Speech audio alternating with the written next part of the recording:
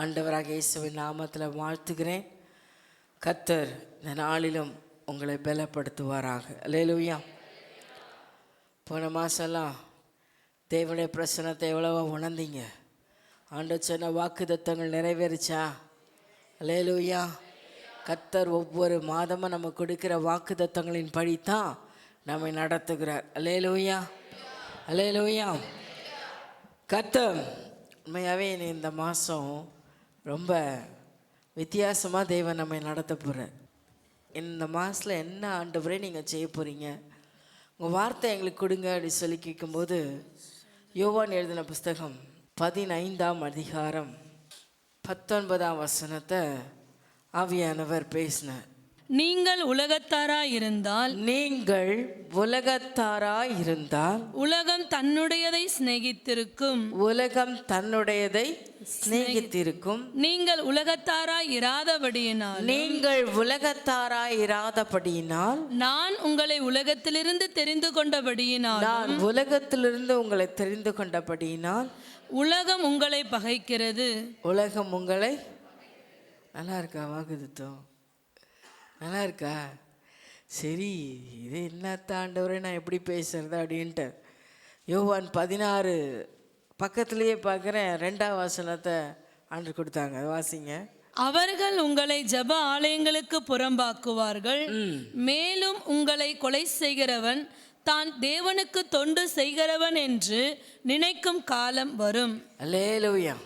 இங்கே பார்த்தீங்கன்னா 2 வார்த்தையும் உலகம் உங்களை பகைக்கும், இங்கே கொலை கூட செய்யும், ஜெப ஆலயங்களை உங்களை விட்டு புறம்பாக்குவாங்க அப்படின்லாம் வசனம் சொல்லுது.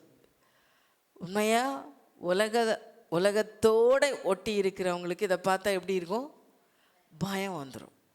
ஆனால் தேவனோடு ஒட்டி உறவாடி கொண்டிருக்கவங்களை இதை பார்க்கும்போது எப்படி இருக்கும்? உள்ளுக்குள்ளே இன்னும் தைரியம் வரணும். ஏன் தெரியுமா?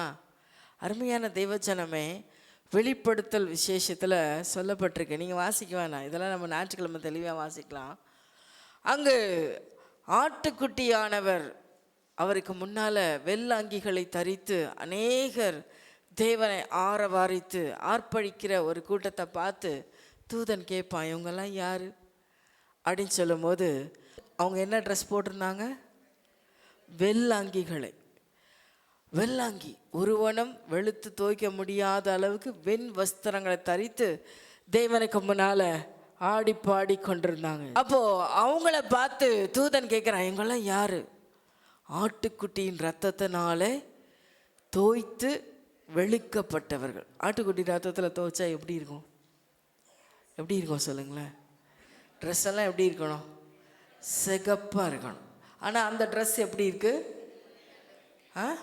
வெள்ளை வெள்ளைன்னு இருக்குது. அது மாத்திரம் இல்லை, ஒரு தூதன் கேட்குறாரு, ஆண்டவரே இவங்கெல்லாம் எப்படிப்பட்டவங்க? இவங்கெல்லாம் இந்த உலகத்தில் இருக்கும் பொழுது தேவனுக்காக இரத்த சாட்சியாய் மரித்தவர்கள். இரத்த சாட்சியாக மரிக்கிறதுலாம் என்னன்னு தெரியுமா? கிறிஸ்துவுக்காக எப்படி மரிக்கிறது? நாடா இன்னைக்கு ஒரு வாக்குத்தத்தம் வரும்னு வந்தால் இந்த அம்மா சாவரத்தை பற்றியே பேசியிருக்கிறாங்களே அப்படின்னு நினைக்காதீங்க. நம்ம நினச்சிக்கிறோம் பாடு, கஷ்டம், உபத்திரவம், வேதனை அப்படின்னா அதெல்லாம் கடவுளுக்கும் அதுக்கும் சம்பந்தம் இல்லை. கடவுளுக்கு சம்மந்தப்பட்ட விஷயம்லாம் அது ஒரே பிளஸ்ஸிங் தான். வானத்திலேருந்து மழையாக கொட்டும், ஒரு பிரச்சனையும் இருக்காது, போராட்டமே கிடையாது, ஒரே சந்தோஷம், குதூகலம்தான், மகிழ்ச்சி தான். ஆனால் உண்மை அது இல்லை. இன்றைக்குரிய வாக்குத்தத்தத்தை நம்ம வாசிக்கலாம். லூக்கா 1ஆம் அதிகாரம் 30ஆம் வசனம். தேவதூதன் அவளை நோக்கி, மரியாளே பயப்படாதே, நீ தேவனிடத்தில் கிருபை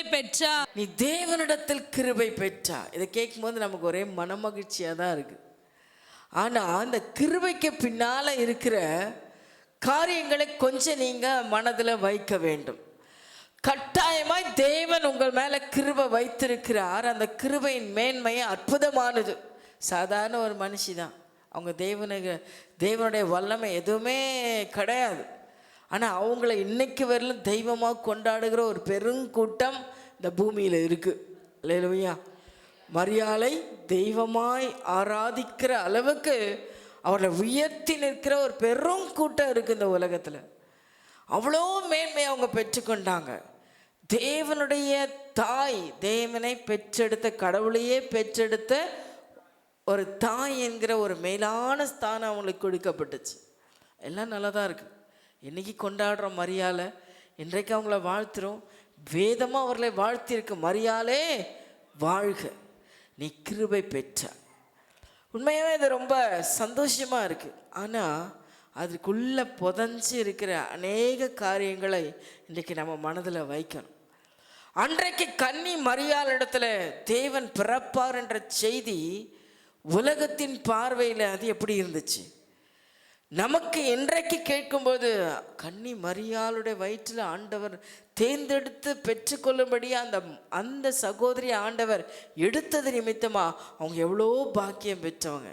உண்மை வேதத்தில் அந்த அம்மாவை பற்றி சொல்லும் பொழுதும் கூட 45ஆம் வசனத்தை வாசிங்க. விசுவாசித்தவளே பாக்கியவதி, பாக்கியவதி, கர்த்தராலே அவளுக்கு சொல்லப்பட்டவைகள் நிறைவேறும் என்றால் அப்பொழுது விசுவாசித்தவளே பாக்கியவதி. அவங்கள பார்த்தவங்க, அவங்கள பற்றி விசாரித்த அத்தனை பேரும் அன்னைக்கு வாழ்த்தியிருப்பாங்கன்னு நினைக்கிறீங்க? யோசிச்சு பாருங்க. ஒரு கன்னி திருமணத்துக்காக நியமிக்கப்பட்டிருக்கிறாங்க. திருமணம் நடக்கிறதுக்கு முன்னாடி அந்த அம்மா கர்ப்பம் பெற்றுட்டாங்க அப்படின்ற செய்தி இன்னைக்கு கேட்டாலும் அது எப்படிப்பட்டதாக தான் இருக்கும்? உலகமே அவர்களை அவமானப்படுத்தும். உண்மையாகவே இன்றைக்கி இருக்கிற சுச்சுவேஷன்லேயே எவ்வளோ கூட அவங்க தூஷிக்கப்படுவாங்க, எவ்வளோ கூட வேதனை, எவ்வளோ கூட ஒரு கண்ணீரின் பாதை அது என்பதை நம்ம எல்லாரும் அறிந்திருக்கிறோம். இன்றைக்கே இந்த நிலைமை அப்படின்னா அன்றைய நாட்களில் பெண்கள் வீட்டை விட்டே வெளியே வர முடியாது. அவர்களை அந்த அளவு அடக்கி வைத்தவர்கள். ஒரு பெண் பாவம் செய்துட்டா ஆணும் பெண்ணும் சேர்ந்து தான் பாவம் செய்கிறாங்க. ஆனால் அங்கே தண்டனை யாருக்கு? பெண்ணுக்கு மட்டும்தான் தண்டனை. அதுக்கு நிறைய எக்ஸாம்பிள்ஸ் இருக்குது. கல்லெறிந்து கொள்ளணும். கல்லெறிந்து கொள்றதுன்னா என்னது? நம்ம நினைக்கிற மாதிரி சின்ன சின்ன ஜல்லிக்கல் இல்லை. அவங்க ஒரு கல்லை போட்டாலே தலை நசுங்கி செத்து போகணும். அந்த அளவுக்கு பெரிய பெரிய கற்களை தூக்கி கற்குவியலாகவே ஆக்கிடுவாங்களாம். எதுக்காக அப்படின்னா அந்த கல் குவியலை பார்க்கும் போதெல்லாம் மக்கள் என்ன நினைக்கணும்? இவங்க பாவம் செய்தாங்க, கர்த்தருக்கு விரோதமாக பாவம் செய்தாங்க, ஜனங்களுக்குள்ளே இஸ்ரவேலுக்குள்ளே இவங்க பாவம் செய்தாங்க என்பதை பார்த்து பயந்திருக்கும்படி அவ்வளோ பயங்கரமான தண்டனை கொடுக்கப்பட்டது. இதற்கும் ஆதாரங்கள் வேதத்தில் இருக்குது. அப்படியான ஒரு நிலையில் இந்த அம்மா தள்ளப்பட்டிருக்கிறாங்க. நீங்கள் சுச்சுவேஷனை கொஞ்சம் அப்படி யோசிச்சு பாருங்கள். கல்யாணத்துக்கு நியமிக்கப்பட்டாச்சு, நிச்சயதார்த்தம் பண்ணியாச்சு, திருமணம் நடக்க போது நடுவில் இப்படிப்பட்ட சம்பவம். மாப்பிள்ளை வீட்டார் என்ன சொல்லுவாங்க, மாப்பிள்ளை என்ன சொல்லுவாங்க, சொந்த குடும்பமே என்ன சொல்ல கொஞ்சம் யோசிச்சு பாருங்க. அவங்கெல்லாம் விடுங்க, உலகத்தை விடுங்க, தன் சொந்த குடும்பமே, தன் தாய் தகப்பன் கூட பிறந்தவங்க அத்தனை பேரும் அவங்கள அவமானம். ஏன்னா உலகத்தின் பார்வையில் அவமானத்தை சகிக்க யாருக்குமே இஷ்டம் இல்லை. உடனே இந்த அம்மா என்ன பண்ணுவாங்க, வீட்டை விட்டு துரத்த கூட செய்வாங்க. ஆதரவற்று நிற்கணும். இவ்வளோ பிரச்சனைகள் அதுக்கு பின்னால் இருக்குது. தனிமைப்படுத்தப்படுவாங்க, எல்லாரும் அவதூறாக பேசுவாங்க, உலகமே அவங்கள கேவலப்படுத்தும், அந்த ஊரை விட்டு தள்ளி வைப்பாங்க.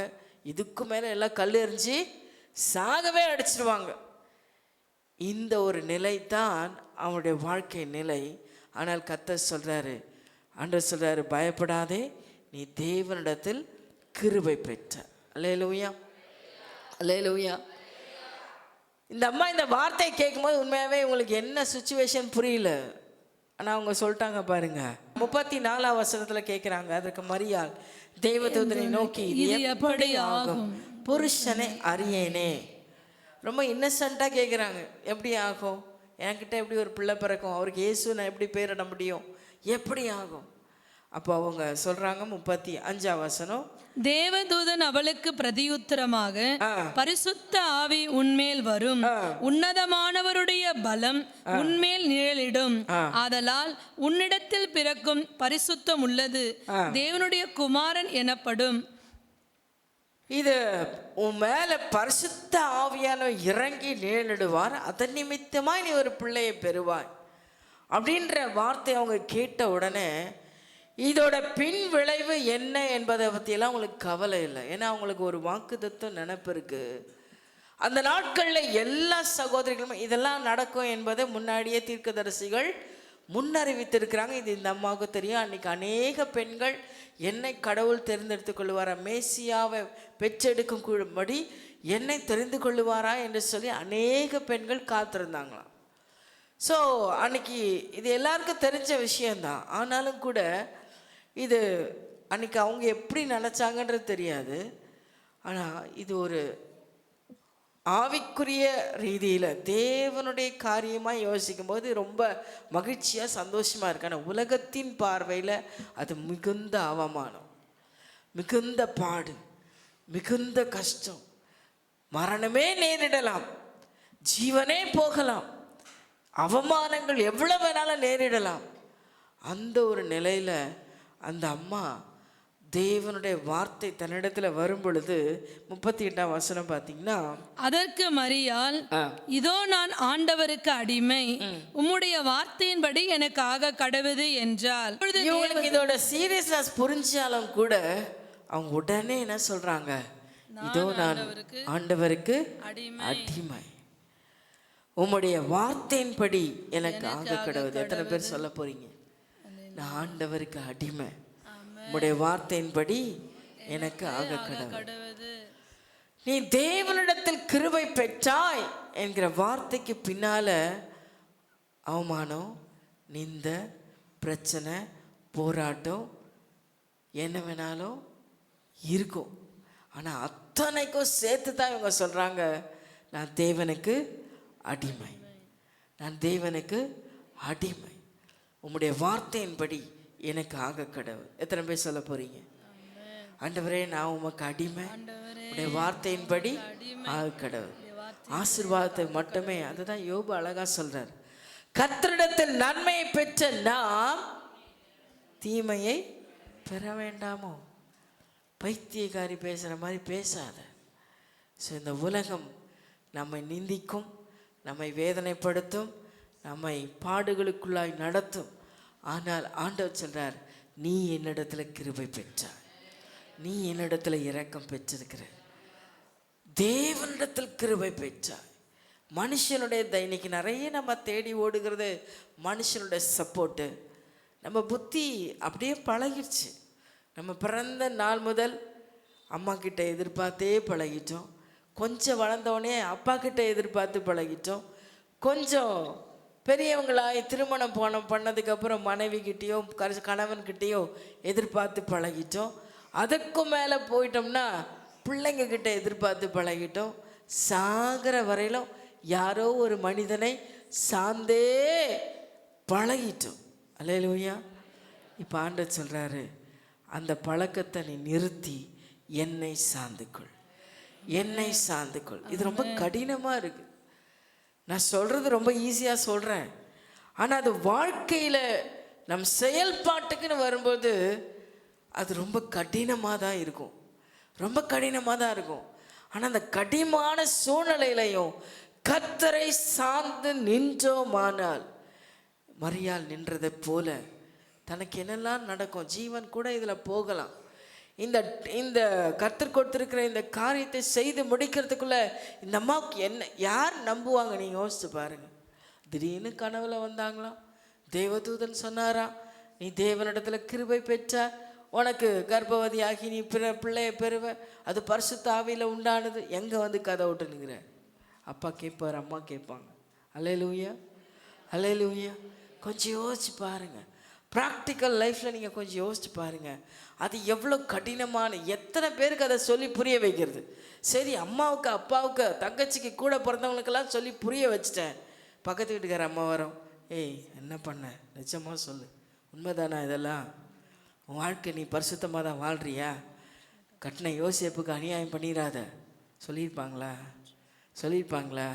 ஃப்ரெண்ட்ஸ் வருவாங்க, யோபுக்கு அப்படி தானே கேட்டாங்க, நீ தேவனுக்கு விரோதமாக என்னெல்லாம் பாவம் பண்ணியும் தெரியலையே, அதான் உனக்கு இவ்வளோ பிரச்சனை. அவங்க வருவாங்க, என் நிஜமாக சொல்லு, யோசேப்பு ரொம்ப நல்ல மனுஷன், அந்த மனுஷனை ஏமாத்திராத. அல்லேலூயா சொல்லுங்க.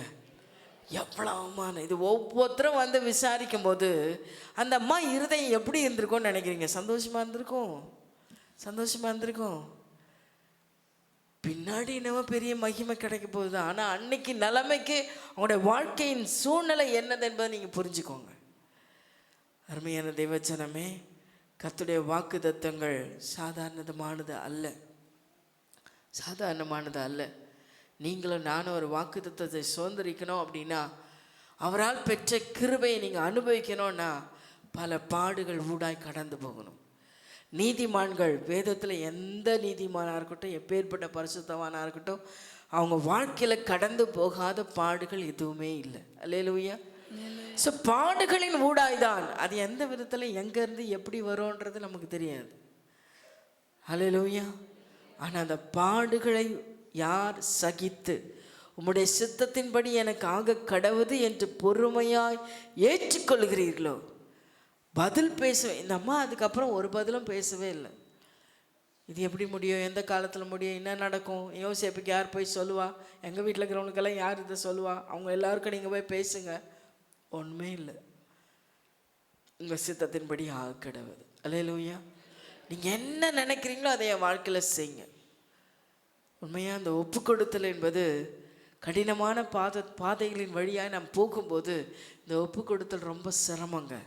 ஆனால் அந்த சிரமத்தை யார் பொறுமையாக சகிக்கிறீங்களோ, அது ஊழிய பாதையானாலும் சரி, உங்கள் குடும்ப வாழ்க்கையானாலும் சரி, உங்கள் தனிப்பட்ட ஜீவியமானாலும் சரி, என்னவானாலும் நீங்கள் தேவனுடைய சித்தம் மாத்திரம்தான் என் வாழ்க்கையில் நிறைவேறணும் அப்படின்னு எந்த தருணத்தில் முழுமையாக ஒப்பு கொடுக்குறீங்களோ அந்த இடத்துல தான் அவருடைய கிருபை செயல்படும். அல்லேலூயா. அது வரையிலும் அவருடைய கிருபையை உங்களால் உணரவே முடியாது. அருமையான தெய்வச்சனமே, ஏன் அப்படி சொல்கிறேன் அப்படின்னா, நமக்கு ஒரு சின்ன பாடு, ஒரு கஷ்டம், ஒரு இல்லாமல் அப்படின்னும் போது நம் புத்தி, நம்ம சிந்தை எல்லாம் நிரம்பி இருப்பது எதுதான் நம்ம யோசிச்சுட்டே இருப்போம். ஐயோ இந்த பிரச்சனை, இந்த கஷ்டம், இந்த மனுஷனால இந்த உபத்திரம், ஐயோ இந்த தேவை இருக்குது, நாளைக்கு என்ன பண்ணுவோம், இது எப்படி நடக்கும், இந்த மனுஷன் ஏன் எப்படி இருக்காங்க, ஏன் இவங்களால எவ்வளோ பிரச்சனை. அந்த பிரச்சனையை தான் நம்ம விஸ்வரூபமாக்கி நம்முடைய சிந்தனை முழுவதும் நிரம்பி இருக்கும். ஆனால் தேவனுடைய கிருபை பெற்றவங்க எப்படி இருப்பாங்க? இந்த பிரச்சனைக்கு கொஞ்சம் கூட அவங்க புத்தியில் இடமே இருக்காது. ஏன்னா அந்த ஸ்பாட்டில் அது அப்படியே விலகி போகும். அந்த நிமிஷமே நம்மை சூழ்ந்திருக்கிற எல்லா உபத்திரவங்களும் அப்படியே விலகி போகிறத உங்களால் உணர முடியும். அல்லேலூயா. ஸோ போராட்டங்கள், இன்றைக்கி எத்தனை பேர் உங்கள் மனக்குழப்பத்தோட, உங்கள் புத்தியில் பிரச்சனையோட, உங்கள் தேவையோட ஏதோ ஒன்று உங்களை குழப்பிக்கிட்டே இருக்குது, வேதனைப்படுத்திக்கிட்டே இருக்குது, அதுக்கு விடுதலை காண முடியவே இல்லை அப்படின்னு நீங்கள் நினைக்கிறீங்க அப்படின்னா, இன்றைக்கு ஆண்டவர் உங்களை மத்தியில் சொல்கிறார், இந்த குழப்பத்தின் மத்தியில், பிரச்சனையின் மத்தியில், போராட்டத்தின் மத்தியில் தான் என் கிருபையும் கூட இருக்கும். அல்லேலூயா. நீ தண்ணீரில் நடக்கும் பொழுதும் அது உண்மை புரளுவதில்லை, நீ அக்கினியை நடந்தாலும் வேகாதிருப்பார். இது இது இது கேட்கறதுக்கு எவ்வளோ நல்லா இருக்குல்ல. ஆனால் அந்த சுச்சுவேஷனை கொஞ்சம் யோசித்து பாருங்க. அக்கினியில் நடக்கணுன்றது எத்தனை பேருக்கு சந்தோஷத்தை கொடுக்குது? அக்கினியில் போனால் தானே நீ வேகலையான்னு பார்க்க முடியும். அக்கினியில் போனால் தானே உன் முடி வேந்துதா இல்லையான்னு தெரியும். அக்கினியில் போடப்படுற சுச்சுவேஷனை ஏற்றுக்கொண்டாதானே நீ அதுலேருந்து வேகாமல் வெளியே வர்றது தெரியும். எத்தனை பேருக்கு ஒப்பு கொடுக்கறதுக்கு முதல்ல ரெடியாக இருக்கீங்க? ஸோ இந்த மாதம் உபத்திரமும் போராட்டம் உங்களை சூழ்ந்து எழும்பலாம். ஆனால் அதை என்ன பண்ணணும்? சாதாரணமாக ரொம்ப லகுவாக தேவனுடைய பாதத்தில் விட்டு கர்த்தரை மாத்திரம் நீங்கள் சிந்திக்க ஆரம்பிக்கணும். அவருடைய கிரியைகளை மாத்திரம் சிந்திக்க ஆரம்பிக்கணும். அவருடைய வசனங்களை மாத்திரம் நீங்கள் விசுவாசிக்க ஆரம்பிக்கணும். அப்படி நீங்கள் செய்வீங்க அப்படின்னா உங்களுக்கு வரக்கூடிய உபத்திரவங்கள், உங்களுக்கு வரக்கூடிய பாடுகள் ஒன்றுமில்லாமல் போகும். அது மாத்திரமல்ல, இங்கே சொல்லப்பட்டிருக்கிற வார்த்தையை நீங்கள் கவனிச்சிங்க அப்படின்னா, இதில் அந்த ஊரில் இருந்த ஒரே ஒரு அம்மாவுக்கு தான் இது புரியுது. நீங்கள் 41, 42 வாசிங்க. எலிசபெத் மரியாளுடைய வாழ்த்துதலை கேட்ட பொழுது அவளுடைய வயிற்றில் இருந்த பிள்ளை துள்ளிற்று. எலிசபெத் பரிசுத்த ஆவியினால் நிரப்பப்பட்டு உரத்த சத்தமாய், ஸ்திரீகளுக்குள்ளே நீ ஆசீர்வதிக்கப்பட்டவள், உன் கர்ப்பத்தின் கனியும் ஆசீர்வதிக்கப்பட்டது. இப்போ ஆண்டவர் சொல்றார், ஓ நான் சொன்னது உனக்கு ஏதாவது ஒரு குழப்பம் நடக்குமா நடக்காதான்றத நீ யோசினா, உன் இனத்தாலே ஒரு ஆளுக்கு அற்புதம் நடந்திருக்கு, நீ போய் பாரு. இந்த அம்மாவுக்கு சொன்ன விஷயத்த இப்போ ப்ரூஃப் எடுத்துக்கணும். தனக்கு சொன்னது தேவன் தானா, இல்லை இந்த அம்மாவுக்கு அதை பற்றின முழு விவரத்தை தெரிஞ்சுக்கணும் அப்படின்றதுக்காக எலிசபெத் வாழ்க்கையில் நடந்த யோவாசானோட தாய், அவங்க பல நாள் குழந்தை இல்லாமல் இப்போ குழந்தை பெற போகிறாங்க, கர்ப்பவதி ஆகிருக்கிறாங்க. உன் இலத்தால் இடத்துக்கு நீ போ, அங்கே போய் பாரு அப்படின்னு சொன்னோன்னே இந்த அம்மா உடனே போகிறாங்க. என்னதான் அங்கே நடந்திருக்கு பார்க்கணும். போனாங்க, என்ன இருக்காங்க, அநேக நாட்கள் குழந்தை இல்லாதவங்க குழந்தை கிடச்சிருக்கு. கிடச்சோடனே அங்கே போய் என்ன சொல்கிறாங்க, எலிசபெத் மரியாளுடைய வாழ்த்துதலை கேட்ட பொழுது அவளுடைய வயிற்றில் இருந்த பிள்ளை துள்ளிற்று. ஒரு நல்ல அடையாளம் கிடைக்குது பாருங்க. அவள் போய் எலிசபெத்தை வாழ்த்தின பொழுது வயிற்றில் உள்ள பிள்ளை துள்ளிற்று. அது நிமித்தமா அந்த அம்மா சொல்றாங்க, ஸ்திரீகளுக்குள்ளே நீ ஆசீர்வதிக்கப்பட்டவள், வா மரியாள், போ மரியாள், வாடி போடி அப்படின்னு கூட கூப்பிட்டு இருந்திருக்கலாம். ஏன்னா இவங்க சின்ன வயசு, அவங்க ரொம்ப பெரியவங்க இல்லையா, எலிசபெத் வயசானவங்க. அப்போ எவ்வளோ வேணால் அவங்க சொந்தக்காரி, அவங்க ஒரு மகளை போல கூட இருந்திருக்கலாம். அந்த நிலையில் அந்த அம்மா சொல்கிறாங்க, ஏன்னா ரொம்ப வயசு வித்தியாசம்தான் அவங்களுக்கு. அப்போ அங்கே பார்க்கும்போது அங்கே சொல்கிறாங்க, பெண்கள் சத்தமாக, ஸ்திரீகளுக்குள்ளே நீ ஆசீர்வதிக்கப்பட்டவள், உன் கர்ப்பத்தின் கனியும். இந்த அம்மா சொன்னாங்களா நான் கர்ப்பவதியாக இருக்கிறேன்னு சொன்னாங்களா? சொல்லல. இல்லை, ஜஸ்ட் இவங்க போய் பார்க்க தான் போயிருக்கிறாங்க. இவங்க அந்த அம்மா வாழ்த்தின உடனே இவங்க என்ன சொல்ல ஆரம்பிச்சிட்டாங்க, ரெண்டாவது ஊர்ஜிதப்படுத்திச்சா. கர்த்தருடைய வார்த்தை நமக்கு திரும்ப திரும்ப திரும்ப ஊர்ஜிதப்படுத்தும். நீங்கள் தேவனிடத்தில் பெற்ற வாக்குத்தத்தங்கள் திரும்ப திரும்ப உங்களை அதை உறுதிப்படுத்திகிட்டே இருக்கணும். அதுதான் தேவனுடைய வாக்குத்தத்தம். அல்லேலூயா. அருமையான தெய்வச்சனமே, ஒரு காரியத்துக்காக நீங்கள் ஜெபிக்கிறீங்க அப்படின்னா முதல்ல தேவனுடைய சமூகத்தில் வாக்குத்தத்தத்தை பெற்றுக்கொள்ளணும். திரும்ப அதுக்குரிய அடையாளத்தையும் அதற்குரிய என்ன சொல்கிறது, திரும்ப அதை ஊர்ஜிதப்படுத்துகிற காரியங்களை கேட்கணும். அல்லேலூயா. எத்தனை பேருக்கு அந்த அனுபவம் இருக்குது? அனுபவம் இருக்கா? எந்த காரியம் செய்யினாலும் அப்படியே காற்று போன போக்கில் கடன்னு போய் செஞ்சுட்டு வர்றது கிடையாது. தேவ பிள்ளைகளுக்கு நமக்கு ஒரு தெளிவு இருக்கணும். நாம் ஒரு வாக்குத்தத்தை பெறுகிறோமானால் அந்த வாக்குத்தத்தை நிறைவேறுதல் எப்படி இருக்கும் என்பதை திரும்ப திரும்ப ஊர்ஜிதப்படுத்த ஆண்டுகிட்ட கேட்கணும். இந்த அம்மா அதுக்காக பிரயாசப்பட்டு எவ்வளோ தூரம் பிரயாசப்பட்டு போனாங்க தெரியல. எவ்வளோ தூரம் அவங்க பிரயாணப்பட்டு போகிறாங்க.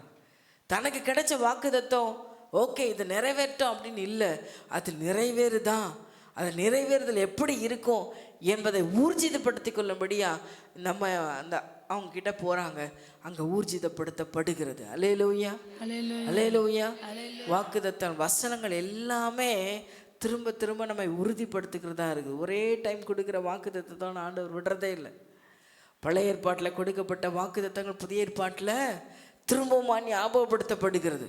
இப்படி சொல்லியிருக்கிறதே, இப்படி சொல்லப்பட்டிருக்கிறதே, இப்படி இவர்களால் இது சொல்லப்பட்டிருக்கிறதே. அல்லேலூயா சொல்லுங்களேன். அதை ஊர்ஜிதப்படுத்துறார். அது போலத்தான் மரியாளுக்கு தேவனிடத்துல டைரக்டாக அவங்க வாக்குத்தத்தத்தை பெற்றிருந்தாலும் திரும்பவுமாய் அதை ஊர்ஜிதப்படுத்தும்படியா எலிசபெத் மூலமாய் சொல்லப்படுகிறது. நீ ஸ்திரீகளுக்குள்ளே ஆசீர்வதிக்கப்பட்டவள், கர்ப்பத்தின் கனியும் ஆசீர்வதிக்கப்படும். அல்லேலூயா, அல்லேலூயா.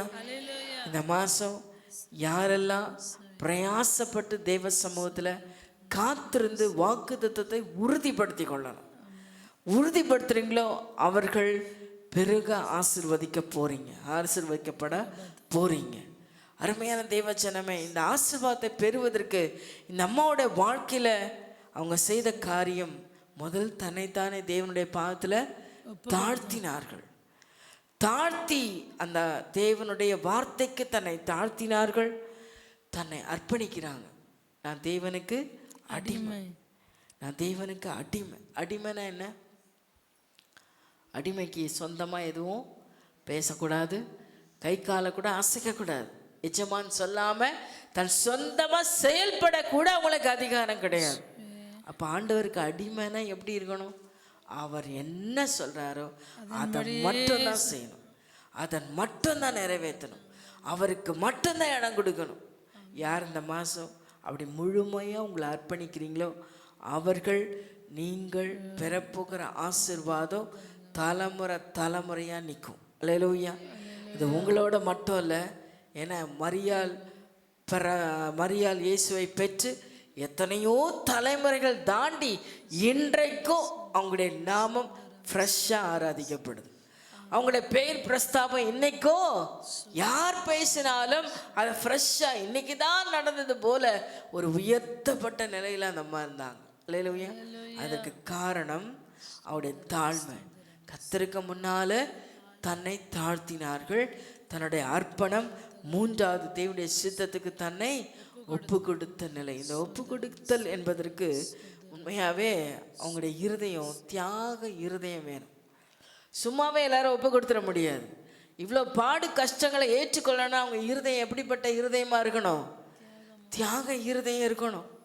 தியாக இருதயம் என்ன? ஆண்டவர் இன்னைக்கு பார்த்து சொல்கிறான்னு வச்சுக்கோங்களேன், உங்ககிட்ட ஏதோ இருக்குது, ரொம்ப பொத்தி வச்சிருக்கிற ஏதோ ஒன்று நீ யாருக்காவது ஒருத்தரை கொடு அப்படின்னா அது எப்படி இருக்கும்?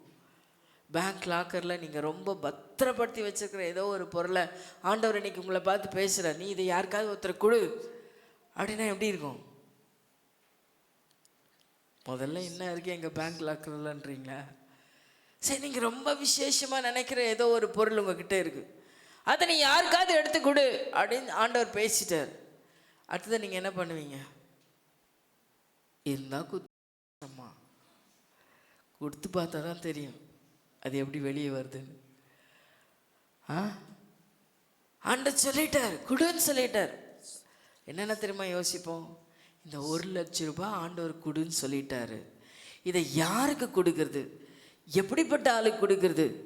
தெரியாத ஆளுக்கு கொடுக்கறதா? தெரிஞ்ச ஆளுக்கு கொடுக்கறதா? ஆனால் நாம் என்ன தெரியுமா அழகாக பிளான் பண்ணோம்? யாருக்கோ கொடுன்னு தானே சொன்னார், என் பொண்ணை கூப்பிட்டு கொடுத்துருவேன். என் பிள்ளையே கஷ்டப்படுற ஆண்டவர், என் பொண்ணே கஷ்டப்படுற ஆண்டவர். அல்லேலூயா, அல்லேலூயா. அவ்வளோ உஷாரான ஆள் நம்மள. அருமையான தெய்வச்சனமே, இன்றைக்கி நம்ம ரொம்ப தெய்வ சமூகத்தில் உத்தம இருதயத்தோட, உண்மையுள்ள இருதயத்தோட நம்ம தேவனுக்கு முன்னால் தாழ்த்தணும். அல்லேலூயா, அல்லேலூயா. கொடுனா யாரோ ஒருத்தருக்கு என்ன பண்ணிடணும்? கொடுத்துடணும், அவ்வளோதான். அது எப்படியெல்லாம் இன்டைரக்டாக அதை நம்ம சுதந்திரிச்சிக்கலாம் அப்படி பிளான் பண்ணியெல்லாம் கொடுக்கறது தேவனுடைய ஆசீர்வாதத்தை பெற்று தராது. இது ஏன் நான் சொல்கிறேன்னு எனக்கு தெரியல. எங்கேயோ யாரோ ஒருத்தருக்கு இது கிரியை செய்துட்டுருக்கு. அல்லேலூயா. அருமையான தேவஜனமே, இந்த மரியாள் தான் ஒரு தியாக இருதயத்தோடு இருந்ததுனால தான் இப்பேற்பட்ட ஒரு சூழ்நிலையை அதை ஈஸியாக அவங்க என்ன பண்ணிக்கிறாங்க? டாலரேட் பண்ணுறாங்க. ரெண்டாவது, உண்மையாகவே கன்னியாஸ்திரி ஒரு குழந்தைய பெறணும் அப்படின்னா அது எவ்வளோ கஷ்டம், அது எவ்வளோ கஷ்டம். அதுக்கு ஒரு தேவ துணிச்சல் வேணும். அல்லேலூயா. நமக்கு எதிரிட்டு வர எந்த காரியமாக இருந்தாலும் துணிச்சலாக ஃபேஸ் பண்ணணும். நிறைய பேருக்கு இந்த துணிச்சல் இல்லை, அதனாலே நிறைய விழுந்து போகிறோம். துணிகரமாக எதுக்கு தெரியுமா துணிகரம் இருக்குது? பாவம் செய்யறதுக்கு, கர்த்தருடைய வார்த்தையை எதிர்த்து நிற்கிறதுக்கு, கர்த்தருடைய வார்த்தையை ஏற்றுக்கொள்ளாமல் இருக்கிறதுக்கு துணிச்சல் இருக்குது. ஆனால் கர்த்தருடைய வார்த்தையை நம்பி நிற்கிறதுக்கு சுச்சுவேஷனே நமக்கு எந்த விதத்துலேயும் சாதகமாக இல்லை. ஆனால் கர்த்தர் வாக்கு பண்ணிட்டார் இல்லையா? நீ கிருபை பெற்றாய், உனக்கு ஒரு பிள்ளை பெறும்னு சொல்லிட்டார். சாதகமாக இல்லை அந்த அம்மாவுக்கு. ஆனால் எவ்வளோ தைரியமாக நிற்கிறாங்க பாருங்கள். கர்த்தருடைய வார்த்தைக்காக அவங்க துணிகரமாக எழும்பி நிற்கிறாங்க. ஒரு சில காரியங்களில் நம்முடைய வாழ்க்கையில் ஐயா எப்பவுமே சொல்லுவாங்க, கர்த்தருடைய காரியத்துக்கு யோசிக்கவே கூடாது. ஆனால் உலக பிரகாரமாக எந்த காரியத்தை செஞ்சாலும் 1000 தடவை யோசிக்கணும். அல்லேலூயா. ஊழியத்துக்கு வா அப்படின்னு சொன்னால் இதுக்கு உட்காந்து ஆலோசனை பண்ணி இவரை இந்த பாஸ்டர்கிட்ட போய் ஆலோசனை கேட்கட்டான், அந்த பாஸ்டர்கிட்ட ஆலோசனை கேட்கட்டான்லாம் அவசியம் இல்லை. கர்த்தருடைய காரியங்களை செய்யறதுக்கு தேவன் சொன்னார கண்ணை மூடிட்டு கூசிடணும். அதுக்கப்புறம் அவர் எல்லாத்தையும் கற்றுக் கொடுப்பார். அல்லேலூயா. ஆனால் உலக பிரகாரமாக ஒரு காரியத்தை செய்கிறோம் அப்படின்னா அது உட்காந்து என்ன பண்ணோம்? 1000 தடவை யோசிக்கணும். 1000. ஆனால் நம்ம என்ன பண்ணோம்? உலக பிரகார காரியங்கள்லாம் ஓடி போய் தலையை விட்டுப்போம். ஆனால் கர்த்தருக்குரிய காரியத்தில் இன்னும் தெளிவாக ஆவியானவர் என்னோட பேசணும், இன்னும் தெளிவாக எங்கிட்ட ஆண்டவர் நீங்கள் வெளிப்படுத்தணும், கேட்டுக்கிட்டே இருப்போம். இன்னைக்கு நாம் ஆவியானவர் சொன்னால் அவர் சொன்னபடி செய்வார். அவர் மனம் மாற மனுபுத்திரன் அல்ல. அவர் சொல்லியும் செய்யாதிருப்பாரோ? வாயினால் சொன்னதை கரத்தினால் நிறைவேற்றுகிறவர். அப்போ அவர் சொன்ன செஞ்சிருவார். ஸோ ஆவிக்குரிய காரியங்களில் ஜெபிக்க போகணும், இல்லை கர்த்தருக்காக ஏதோ ஒரு காரியத்தை செய்யணும். கர்த்தருக்குரிய காரியங்கள், நான் திரும்ப திரும்ப சொல்கிறேன், கர்த்தருக்குரிய காரியங்கள், ஊழியம், கர்த்தருக்கு கொடுக்கறது, ஜெபம் பண்ணுறது, வேதத்தை வாசிக்க, இதுக்கெல்லாம் எங்கேயும் ஆலோசனை கேட்க வேண்டிய அவசியமே இல்லை. ஆவியான ஒரு காரியம் சொல்லிட்டான்னா, ஒரு அம்மா சொன்னாங்க கொஞ்ச நாளைக்கு முன்னாடி, அவங்க கர்த்தருக்கென்று ஒரு சிறிய காணிக்கையை கொடுத்துட்டாங்க. கொடுத்ததுக்கப்புறம் அவங்கள வழி நடத்தின அந்த அவங்கள யாரோ ஒருத்தர் வழி நடத்துனாங்க. அந்த அம்மா வந்து சொன்னாங்களாம், நீ ஏன் கஷ்டப்படுற, நீ எதுக்கு இவ்வளோ காணிக்க கொண்டு போய் சபையில் போட்ட, உனக்கே அது எவ்வளோ தேவையாக இருக்குமே அப்படின்னு சொல்கிறாங்களா. இது நல்ல ஆலோசனை கெட்ட ஆலோசனையா? கெட்ட ஆலோசனையா? கெட்ட ஆலோசனையா? கெட்ட ஆலோசனையா? பரவாயில்ல, நல்லா நீங்கள்லாம் வசனத்தில் தேறி இருக்கீங்க. ஆண்டவராக இயேசு 300 பணத்துக்கு விலையேற பெற்ற பரிமள தைலத்தை கொண்டு வந்து அந்த அம்மா அவருடைய பாதத்தில் ஊற்றும் பொழுது அங்கே இருக்கிறவங்க சொல்லலாம், யூதாஸ் தான் முதல்ல சொன்னாராம், ஐயோ இவ்வளோ விலையேற பெற்றதை கொண்டு வந்து வாழ்நாளெல்லாம் கஷ்டப்பட்டு சேர்த்த பணம், இதை விற்றுருந்தா 300 பணம் ஏழை எளியவங்களுக்கெல்லாம் கொடுத்துருக்கலாமே, இதை போய் அந்த அம்மா காலில் கொண்டு வந்து ஊற்றிடுச்சே. அல்லேலூயா. இதில் எவ்வளோ மர்மம் அடங்கியிருக்குன்னு பாருங்கள். அப்போ அந்த பேசின ஆளோடைய சத்தத்தை கேட்கும்போது பாதி பேர் என்ன பண்ணியிருப்பாங்க, ஆமாம் ஆமாம், இது எதுக்கு வேஸ்ட்டாக கொண்டு போய் இயேசுவின் காலில் ஊற்றணும், அவருக்கு இல்லாததா, அவருக்கு இல்லாததா, வானமும் பூமியும் அவருடையது, அவருக்கு போய் இவ்வளோ பணம் அவசியமா அப்படின்னு நினைக்கலாம். ஆனால் ஆண்டவர் சொல்கிறார், தரித்திரர் எப்போதும் உங்கள் கூடவே இருக்கிறாங்க, நீங்கள் எப்போ வேணாலும் கொடுத்துக்கலாம், ஆனால் நான் எப்போவுமே உங்கள் கூட இருக்க மாட்டேன். அல்லேலூயா, அல்லேலூயா. அருமையான தேவஜனமே, கர்த்தருக்குரியது கர்த்தருக்கு, மனுஷனுக்குரியது ஆண்டவராக இயேசுவே சொல்கிறார், மனுஷனுக்குரியது மனுஷனுக்கு கொடுத்துரு, கர்த்தருக்குரியதை வஞ்சிக்காத, கர்த்தருக்குரியதை கர்த்தருக்கு கொடுத்துரு. அல்லேலூயா. அருமையா அந்த இடத்துல சொல்லப்பட்ட வார்த்தை நீங்கள் மனதில் வைக்கணும். ஸோ ஒவ்வொரு காரியத்தில் கர்த்தருடைய காரியத்தை செய்யணும் அப்படின்னா அதுக்கு ஒரு துணிச்சல் நமக்கு வேணும், தைரியமாக. அதுக்கு நிறைய எதிர்ப்புகள் வரும், போராட்டம் வரும். ஐயோ போராட்டம் வருது, இது கர்த்தருக்குரிய சித்தம் தானா, அப்படி உட்காந்துலாம் யோசிக்கக்கூடாது. அப்போ இன்றைக்கு மாதம் எப்படி இருக்கும் அப்படின்றத நான் உங்களுக்கு தெளிவாக சொல்லிட்டேன். ஸோ உபத்திரவம் இருக்கிற மாதிரி தான் இருக்கும், பிரச்சனை இருக்கிற மாதிரி தான் இருக்குது. லாங் டேர்ம் ஆசீர்வாதம் இது, ஒன் டேர்ம் ஆசீர்வாதம் இல்லை, லாங் டேர்ம் ஆசீர்வாதம். ஸோ பிரச்சனை இருக்கிற மாதிரி தான் இருக்கும். ஆனால் நீங்கள் அந்த பிரச்சனையை பார்த்து என்ன பண்ணாதீங்க, அதை பார்க்காதீங்க. எதை பாருங்க, தேவன் உங்களை சொல்லி நடத்தின அவருடைய கிரியைகளை பாருங்கள், அவருடைய கிருபையை பாருங்கள். ஸோ போராட்டத்தை பார்க்காதீங்க, வேதனையை பார்க்காதீங்க, சோதனைகளை பார்க்காதீங்க, நெருக்கடிகளை பார்க்காதீங்க. கர்த்தருடைய வசனத்தை மாத்திரம் பிடிச்சிக்கோங்க, கர்த்தருடைய வசனத்தை மாத்திரம் பாருங்க. அல்லேலூயா. இது உண்மை தெய்வஜனமே. எப்போ நம்முடைய சிந்தை இந்த பிரச்சனை போராட்ட கஷ்டங்களை விட்டு விலகி தேவனை நோக்கி பார்க்க ஆரம்பிக்கிறோமோ அந்த நொடி பொழுதே அது எல்லாம் விலகி போகுது. அல்லேலூயா. ஒரு பெரிய ஹை பவரில் இருக்கிற அந்த காற்று அடிப்பாங்க தெரியுமா உங்களுக்கு, ஹை ப்ரெஷரில் அந்த காற்றை நீங்கள் செலுத்தும் போது பார்த்தீங்கன்னா என்ன நடக்கும், மொத்தம் அப்படியே தூசி தும்பு எல்லாம் பறந்து ஓடி போயிடும். அதை நீங்கள் போட்டு பாருங்கள், அங்கே இருக்கிற குப்பை எவ்வளோ ஹார்டான திங்ஸாக இருந்தாலும் எல்லாம் செதறி ஒரு சர்க்கிளை விட்டு தூரமாக போயிடும். அது அப்படியே சுத்தமாக இருக்கும், அந்த இடம் காற்றடிக்கப்பட்ட இடம் சுத்தமாக இருக்கும். அல்லேலூயா சொல்லுங்களேன். இன்னைக்கு வேத வசனம் அப்படிப்பட்டதா. பரிசுத்த ஆவியானவர் நீங்கள் முழு இடம் கொடுத்து வசனத்தை மட்டும் விசுவாசிக்கணும். நான் சொல்கிறது திரும்ப திரும்ப உங்கள் மனசில் பதிய வச்சுக்கோங்க. வசனத்துக்கு மட்டும் இடம் கொடுத்து வசனத்தை மட்டும் நாங்கள் நோக்கி பார்த்து பாருங்க. ஏன் மட்டும்னு சொல்கிறேன்? நாங்கள் வசனம் தான் படிக்கிறோம், வசனம் தான் கேட்குறோம், வசனத்தில் தான் வாழ்கிறோம் அப்படின்னு சொல்லிக்கிட்டே இருப்போம். ஆனால் மற்றது கூட இணைச்சிக்கிட்டு தான் இருக்கிறீங்க. நீங்கள் உட்காந்து கொஞ்சம் உங்களை பற்றி சிந்திச்சு பாருங்கள். உங்களை தனித்தனியாக உட்காந்து நீங்களே ஆராய்ச்சி பண்ணி பாருங்க. நீங்கள் எவ்வளோக்குள்ள வசனத்தை மட்டும் நம்பி நிற்கிறீங்க. அல்லேலூயா. இது என் சொந்த வாழ்க்கையில நான் அனலைஸ் பண்ணி பார்த்துட்டேன். அப்போ எவ்வளோக்குள்ள வசனத்தை மட்டும் அதை மட்டும் படித்து நிற்கிறோமோ நம்மளை ஆண்டவர் வெட்கப்பட விடவே மாட்டேன். இந்த அம்மாவுக்கு எவ்வளோ அவமானம், எவ்வளோ அசிங்கம் அந்த ப்ரெசண்ட்டில் இருந்தாலும் கூட ஃப்யூச்சரில் அவங்க பெற்ற ஆசீர்வாதம், கிருபை பெற்றவளே, பெண்களுக்குள்ளே நீ ஆசீர்வதிக்கப்பட்டவள், நீ பாக்கியவதி, விசுவாசித்தவளே பாக்கியவர். அப்போ உங்களுக்கு பாக்கியமான சகல நன்மையும் தேவன் பரிபூர்ணமாக உங்களுக்கு கொடுக்க போகிறார். அது என்னென்ன என்பதை ஞாயிற்றுக்கிழமை ஆராய்ச்சி பார்க்கலாம்.